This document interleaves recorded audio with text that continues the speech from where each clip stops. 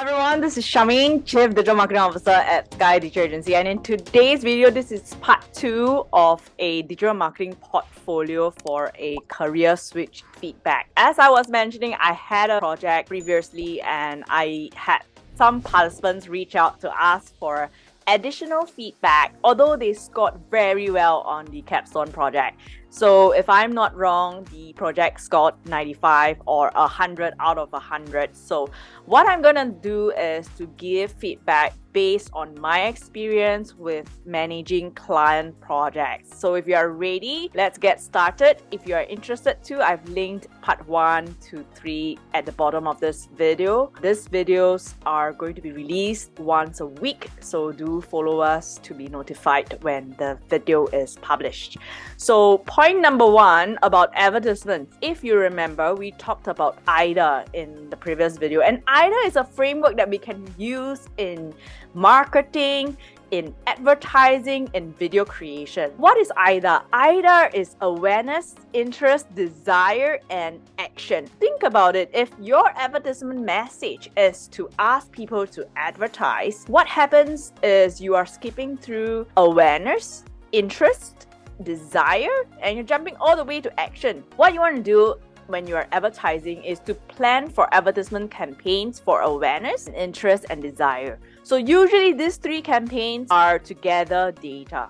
And what is more important is the format. So the format of a content as an advertisement that gathers you the most data, if you guessed it correctly, is actually videos. So we usually plan for a 45 seconds video.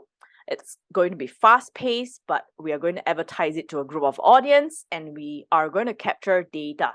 So if they have watched it for, say, 15 seconds or at least 50 or 75% of the video, you can create a retargeting audience. All right, so you need budget for that before you give them an offer, which is to ask them to take an action to download your app.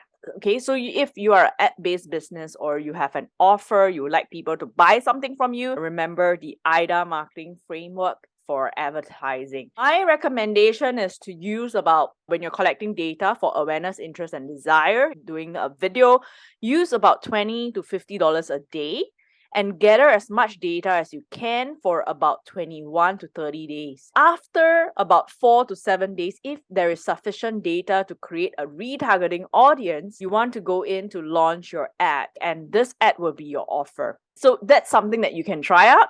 And if you're interested to find out more, remember to get in touch with me on my IG or LinkedIn. The next part to advertising, let's talk about ROAS, return on advertising spend. So what does this mean?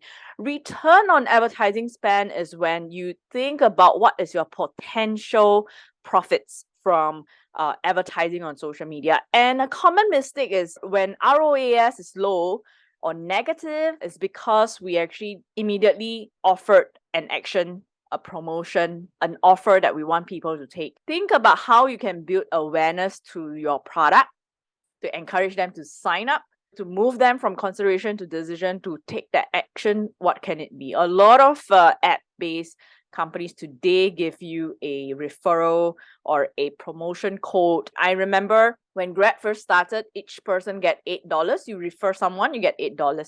More recently, Trust Bank gave about $10. Every person you refer, you got $10. And when you first pay with the card, you get additional, I think it was $25 if I'm not wrong. Because why? They want you to go through the whole process of paying your bill. They have worked out the lifetime value of the customer with them as the Trust Bank. And most recently, when I tried to order refreshments on Food Panda app, which we usually do for our corporate workshops, and I was told that if I were to link or I were to top up my Food Panda account credits, I get a cashback of maximum $10. These are things to incentivize someone to do something to consider. So in terms of conversion rate, usually we will work out a few conversion rates. So we will work out a conversion rate at 1 to 2%. Choose a number, and then 5 to 7% and 10%. Usually, why do we do a range is to understand when we are at 1 to 2%, we are expecting a negative ROAS maybe. And if a conversion of 10%, we are of profit. Try to launch an ad to see where we are at on conversion rates to kind of confirm it. So if let's say we launch our ad and our conversion rate was 1%, what would be the goal that you have in the next 3 to 6 months might not be 10% because that is maybe difficult to achieve. And if you realize that your ROAS seems too good to be true, it might really be too good to be true. So that's something that we usually check on our end and have a little bit more of a realistic expectation. Of course, if you do it differently, for example, you said that I have this deal that everybody wants, steamboat deal, or maybe bubble tea, right? So if they sign up and they get the bubble tea deal of 1 for 1, so what is going to move a user from just thinking about it, being interested, having the desire to taking action? What is the offer that you're going to do? So many a times it's not so much of people did not use the AIDA framework. If they understood AIDA, is that their offer was not good enough to move people from consideration to decision stage. But very well done with the ads calculation. Now, in terms of using SEO, sometimes certain keywords might not make sense when you use it as it is in the execution. So in the capstone, they were supposed to propose about 2 or 4 topics. So what was, I think, done better was some of this, like for example, find the best deals in Singapore. Okay, that's good. But if you look at the volume, it's 2,400.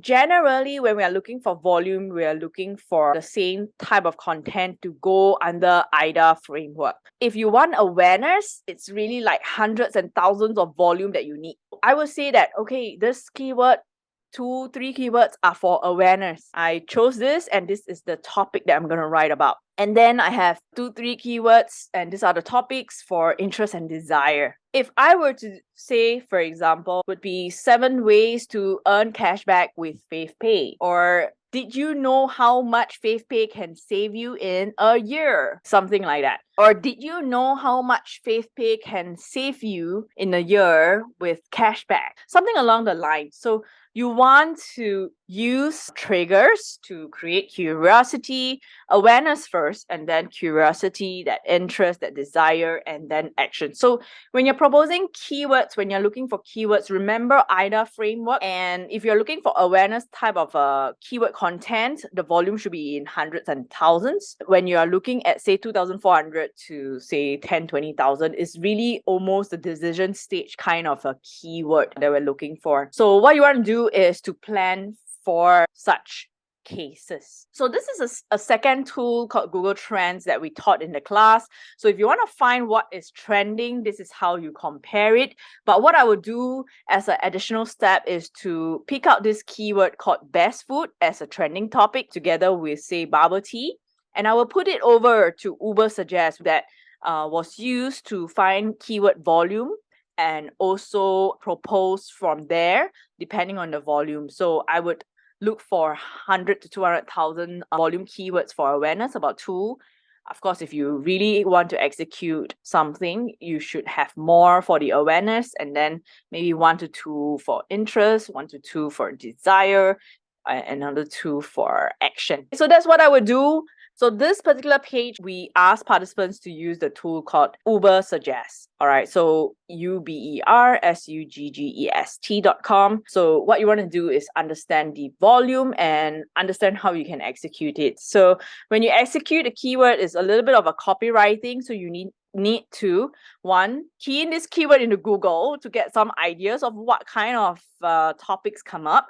These are topics that you could use the framework of how they write the title to understand what is giving a click-through. Because if they are ranking on page 1, page 2, they are getting quite good click-through rates. Okay, so that's what you want to do. And then you go to Google Trends to look for more trends. And that's how we kind of compare keywords, get some ideas before we use Uber Suggest. Uber Suggest has a limit per day, if I'm not wrong. I think it's 3 searches a day. What you want to do is you use Google Trends first before you use Uber Suggest to get the exact volume. Now we're done talking about advertisements and SEO content strategy.